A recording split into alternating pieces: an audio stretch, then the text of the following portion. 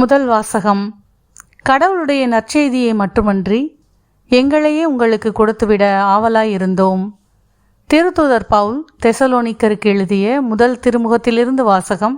அதிகாரம் 2, இறை திருவசனங்கள் 1 முதல் 8 முடிய. சகோதர சகோதரிகளே, நாங்கள் உங்களிடம் வந்த நோக்கம் வீணாகவில்லை என்பது உங்களுக்கே தெரியும். உங்களிடம் வருமுன்பே பிலிப்பி நகரில் நாங்கள் துன்புற்றோம், இழிவாக நடத்தப்பட்டோம் என்பது உங்களுக்கு தெரியும்.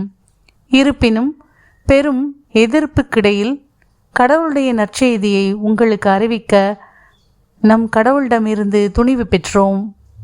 எங்கள் அறிவுரைகள் தவற்றையோ கெட்ட எண்ணத்தையோ வஞ்சகத்தையோ அடிப்படையாக கொண்டவை அல்ல. நாங்கள் தகுதியுடையவர்கள் என கருதி நற்செய்தியை கடவுளே எங்களிடம் ஒப்படைத்தார். அதற்கேற்ப நாங்கள் பேசுகிறோம். மனிதர்களுக்கு அல்ல, எங்கள் இதயங்களை சோதித்தறியும் கடவுளுக்கே உகந்தவர்களாய் இருக்க பார்க்கிறோம். நாங்கள் என்றும் போலியாக உங்களை புகழ்ந்ததே இல்லை. இது உங்களுக்கு தெரிந்ததே. போதனை என்னும் போர்வையில் நாங்கள் பொருள் பறிக்க பார்க்கவில்லை. இதற்கு கடவுளே சாட்சி. கிறிஸ்துவின் திருத்தூதர்கள் என்னும் முறையில் நாங்கள் உங்களிடம் மிகுதியாக எதிர்பார்த்திருக்க முடியும். ஆனால் மனிதர் தரும் பெருமையை உங்களிடமிருந்தோ மற்றவர்களிடமிருந்தோ நாங்கள் தேடவில்லை. மாறாக நாங்கள் உங்களிடையே இருந்தபொழுது தாய் தன் குழந்தைகளை பேணி வளர்ப்பது போல கனிவுடன் நடந்து கொண்டோம். இவ்வாறு உங்கள் மீது ஏக்கமுள்ளவர்களாய் கடவுளுடைய நற்செய்தியை மட்டுமின்றி எங்களையே உங்களுக்கு கொடுத்துவிட ஆவலாய் இருந்தோம்.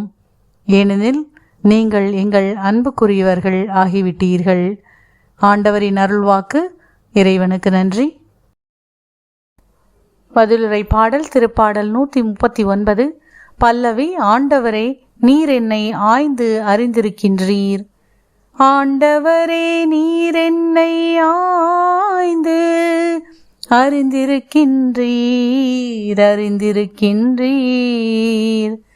ஆண்டவரே, நீர் என்னை ஆய்ந்து அறிந்திருக்கின்றீர். நான் அமர்வதையும் எழுவதையும் நீர் அறிந்திருக்கின்றீர். என் நினைவுகளை எல்லாம் தொலையிலிருந்தே உய்த்துணர்கின்றீர். நான் நடப்பதையும் படுப்பதையும் நீர் அறிந்துள்ளீர்.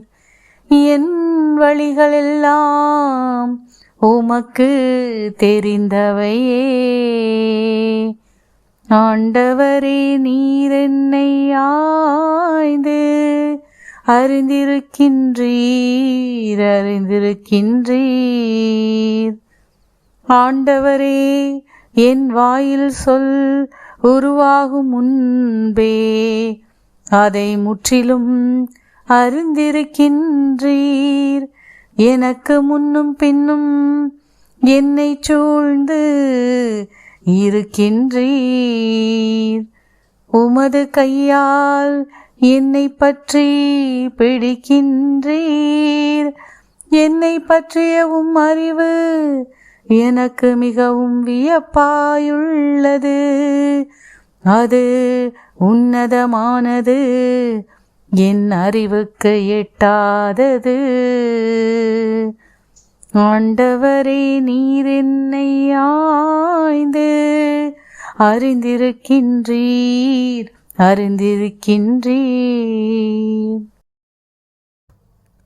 நற்செய்தி வாசகம். நீதி, இரக்கம், நம்பிக்கை ஆகியவற்றை கண்டிப்பாய் கடைபிடிக்க வேண்டும். மத்தேயு எழுதிய தூய நற்செய்தியிலிருந்து வாசகம். அதிகாரம் 23, இறை திருவசனங்கள் 23 முதல் 26 முடிய. அக்காலத்தில் இயேசு கூறியது: வெளி வேடக்கார மறைநூல் அறிஞரே, பரிசேயரே, ஐயோ உங்களுக்கு கேடு! நீங்கள் புதினா, சோம்பு, சீரகம் ஆகியவற்றில் 10ல் 1 பங்கை படைக்கிறீர்கள். ஆனால் திருச்சட்டத்தின் முக்கிய போதனைகளாகிய நீதி, இரக்கம், நம்பிக்கை ஆகியவற்றை கடைபிடிக்காமல் விட்டுவிடுகிறீர்கள். இவற்றை கண்டிப்பாய் கடைபிடிக்க வேண்டும். அவற்றையும் விட்டுவிடக்கூடாது.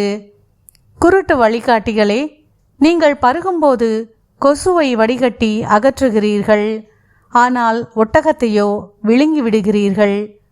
வேளு வேடக்கார மறைநூல் அறிஞரே, பரிசேயரே, ஐயோ உங்களுக்கு கேடு! ஏனெனில் நீங்கள் கிண்ணத்தையும் தட்டையும் வெளிப்புறத்தில் தூய்மையாக்குகிறீர்கள், ஆனால் அவற்றின் உட்புறத்தையோ கொள்ளை பொருள்களாலும் தன்னல விருப்புகளாலும் நிரப்புகிறீர்கள்.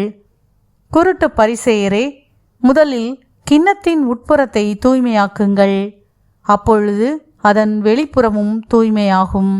ஆண்டவரின் அருள்வாக்கு. கிறிஸ்துவே உமக்கு புகழ்.